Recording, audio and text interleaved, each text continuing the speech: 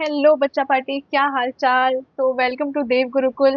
My name is Menka Sahu और आज मैं आपको पढ़ाने वाली हूँ बायोलॉजी क्लास 10 का सबसे interesting chapter that is life process. तो let's start.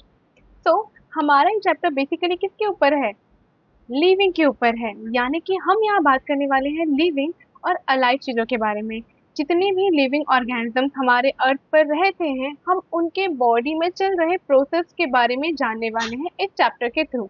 So what you mean by living or alive substances or organism? जैसे कि आपके एनसीईआरटी में दिया है, a churning cow, a running dog, a shouting man, all these are example of living substances और living organism। But what if अगर मैं ये बोलूं कि अगर ये सब सो रहे होंगे तो मैं क्या बोलूंगी, तो भी ये लिविंग ऑर्गेनिज्म ही कहलाएंगे, क्योंकि सोते वक्त ये एक प्रोसेस करते हैं जिसको हम क्या बोलते हैं, ब्रीदिंग।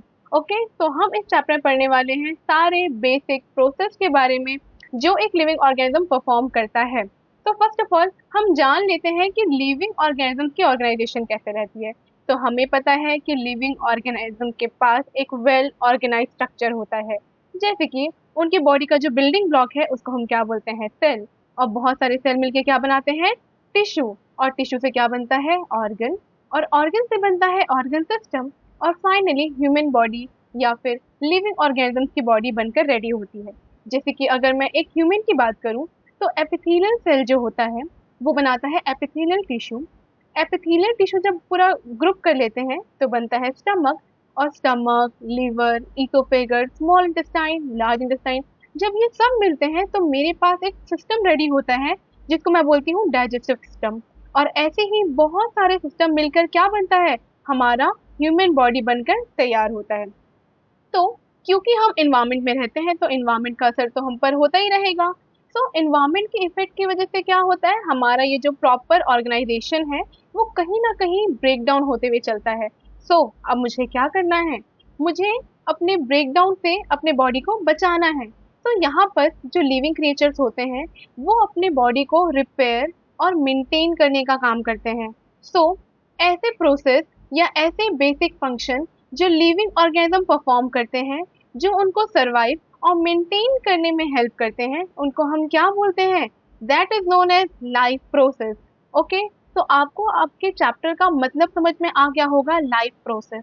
अच्छा, हम लाइफ प्रोसेस कर क्यों रहे हैं?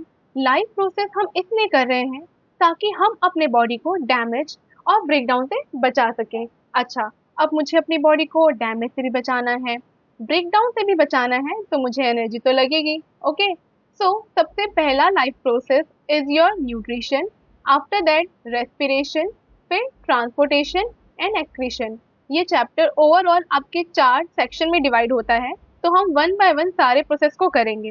ओके, तो चलिए स्टार्ट करते हैं। सो अब आपको पता है कि हमारे बॉडी में सारे फंक्शन को परफॉर्म करने के लिए एनर्जी हमें चाहिए होगा। अब सारे इंडिविजुअल्स की डिमांड क्या होती है, एनर्जी। ओके, और ये एनर्जी हम क्या करेंगे, आउटसाइड ऑफ द बॉडी से अंदर कंज्यूम करने वाले हैं। तो कोई ना कोई ऐसा प्रोसेस तो मुझे चाहिए ही चाहिए जिससे मैं क्या कर सकूं, बॉडी के अंदर एनर्जी सप्लीमेंट कर सकूं। ओके, तो पहले हम एक टर्म समझते हैं, न्यूट्रिएंट। ओके, तो न्यूट्रिएंट का मतलब क्या होता है, जितना भी आप फूड, जो भी आप फूड खाते हैं उसके अंदर कुछ ना कुछ ऐसा कंपोनेंट प्रेजेंट होता है जो आपके बॉडी के ग्रोथ और मेंटेनेंस के लिए रिस्पॉन्सिबल है। ओके, तो उसको हम क्या बोलते हैं, न्यूट्रिएंट। अब एनसीईआरटी ने एक पॉइंट मेंशन किया है कि the general requirement of energy, हमारे जितने भी लिविंग ऑर्गेनिजम्स होती है सबकी जो एनर्जी की रिक्वायरमेंट है वो कॉमन है, लेकिन उनके फुलफिलमेंट करने का जो तरीका होता है वो अलग होता है। So what do you mean by nutrition? So the process of intake of food and its utilization by the body. Organism किस तरीके से अपने खाने को इंटेक करता है और उसकी बॉडी किस तरीके से खाने को प्रॉपरली यूटिलाइज करती है, इस प्रोसेस को हम क्या बोलते हैं, न्यूट्रिशन। तो हमारा पहला लाइफ प्रोसेस है न्यूट्रिशन। अच्छा, मैंने आपको अभी थोड़ी देर पहले एनसीईआरटी का एक इम्पॉर्टेंट पॉइंट बताया जो ये बोलता है कि सारे लिविंग ऑर्गेनिजम्स को क्या चाहिए, एनर्जी चाहिए। ठीक है, तो एनर्जी के लिए वो अपने फूड को कंज्यूम करेगा, बट उसके फुलफिलमेंट करने का जो तरीका रहेगा वो अलग रहेगा। तो आइए देखते हैं कि न्यूट्रिशन फिर से कितने टाइप पे डिवाइड होता है। ओके, सो न्यूट्रिशन जो होता है वो बेसिकली 2 टाइप में डिवाइड होता है, autotrophic mode of nutrition and heterotrophic mode of nutrition. Okay, heterotrophic को हम फर्दर 3 पार्ट में डिवाइड कर सकते हैं, सेप्रोफाइटिक, पैरासाइटिक और होलोजोइक। वन बाय वन हम समझेंगे कि ये होते क्या है। First of all let's start with autotrophic mode of nutrition. क्योंकि यहाँ बात हो रही है ऑटोट्रॉपिक की, तो मैं आपको बता दूं ऑटो का मतलब क्या होता है, self, and then trophic, it means nutrition.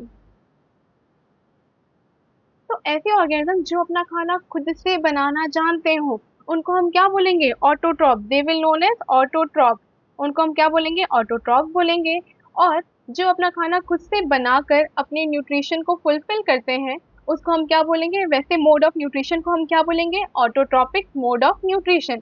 तो जनरली हम यहाँ किसकी बात कर रहे हैं, हम बात कर रहे हैं ग्रीन प्लांट्स के बारे में, क्योंकि ग्रीन प्लांट्स तो भाई सेल्फ डिपेंडेंट होते हैं, वो अपना खाना खुद से बनाना जानते हैं। और कुछ बैक्टीरिया भी हैं जो ऑटोट्रॉप कहलाते हैं। Okay, autotrophic nutrition in plants हम डिटेल में करेंगे आगे फर्दर लेक्चर्स में। चलिए अब आते हैं हेटरोट्रॉपिक न्यूट्रिशन। अब ऐसे लोगों की बात करते हैं जो अपना खाना खुद से बनाएंगे तो नहीं, लेकिन वो डायरेक्टली और इनडायरेक्टली दूसरे प्लांट और एनिमल्स पर डिपेंड करते हैं अपने न्यूट्रिशन के लिए। तो वो क्या कहलाएंगे, वो कहलाएंगे हमारे heterotrophs.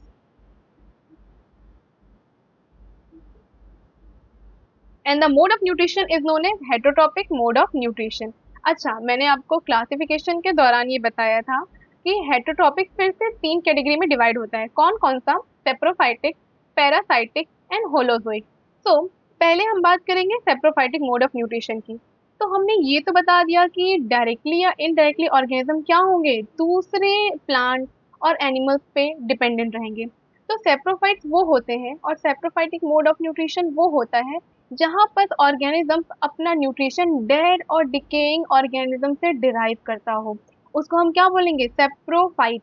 And the mode of nutrition is known as saprophytic mode of nutrition. And the example is mushroom and fungi. तो ये क्या होते हैं, ये डेड और डिकेइंग ऑर्गेनिज्म के ऊपर ग्रो करते हैं और वहां से अपने न्यूट्रिशन को फुलफिल करते हैं।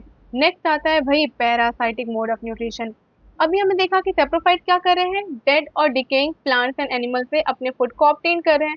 तो पैरासाइट क्या करने वाला है, पैरासाइट क्या करने वाला है, एक होस्ट को पकड़ने वाला है। मतलब कि एक लिविंग ऑर्गेनिज्म के ऊपर ये सर्वाइव करेगा, इसको मैं बोलूंगी पैरासाइट। और जिस ऑर्गेनिज्म की बॉडी पर ये रह रहा है उसको हम बोलेंगे होस्ट। तो ऐसे ऑर्गेनिज्म जो दूसरे ऑर्गेनिज्म से, लिविंग ऑर्गेनिज्म से अपना न्यूट्रिशन डिराइव करते हैं विदाउट किलिंग देम, उनको हम क्या बोलेंगे, पैरासाइटिक मोड ऑफ न्यूट्रिशन। और वो क्या कहलाता है, पैरासाइट कहलाता है। अब मुझे बताइए, क्योंकि होस्ट को क्या हो रहा है, होस्ट का न्यूट्रिशन लॉस हो रहा है, मतलब कि यहाँ पर न्यूट्रिशन का लॉस किसको होने वाला है, होस्ट को। और यहाँ पर फायदा किसका हो रहा है, यहाँ पर फायदा हो रहा है पैरासाइट का। और ये बहुत ही इंपॉर्टेंट टॉपिक है क्योंकि इसके एग्जाम्पल आपसे पूछे जाते हैं स्पेशली बोर्ड्स में। तो प्लांट की बात करूँ तो प्लांट में सबसे बड़ा पैरासाइट जो होता है वो होता है कस्कुटा, जिसको हम अमरबेल के नाम से भी जानते हैं। तो आप यहाँ पर डायग्राम देख ही रहे होंगे, ये जो ग्रीन प्लांट है, ग्रीन प्लांट के ऊपर ये जो येलो येलो कलर के फाइबर्स हैं वो क्या है, दैट इज योर कस्कुटा, जो क्या है, प्लांट का पैरासाइट है। अब एनिमल्स की बात कर लेते हैं। तो एनिमल्स में होता है लीचेस और lice, this are the example of parasite. तो आगे बढ़ते हुए होलोजोइक मोड ऑफ न्यूट्रिशन। चलो इतने सारे लोगों की तो बात हो गई, मशरूम की बात हो गई, फंगी की बात हो गई, ह्यूमन कहाँ जाएंगे भाई। तो अब हमारी बारी। तो हमारा मोड ऑफ न्यूट्रिशन कैसा है, holozoic mode of nutrition. It means ऐसे ऑर्गेनिज्म जो अपना फूड डायरेक्टली एब्जॉर्ब करते हो, इट मीन्स अपना फूड डायरेक्टली इनटेक करते हो और उनकी बॉडी उस फूड को फिर इनसाइड एब्जॉर्ब करेगी। मतलब कि ऐसे organism that take their food in the form of solid food particles and the body absorb it inside. Okay, तो उसको हम क्या बोलेंगे, होलोजोइक मोड ऑफ न्यूट्रिशन। और ये कौन करता है, ह्यूमंस करते हैं, अमीबा करता है और पैरामीशियम करता है। ओके, सो नाउ ये हमारा पहला पार्ट था इस चैप्टर का। अपकमिंग नेक्स्ट चैप्टर में हम करने वाले हैं autotrophic mode of nutrition in plant, जो कि बहुत ही इंटरेस्टिंग है। तो stay connected for more. Thank you so much.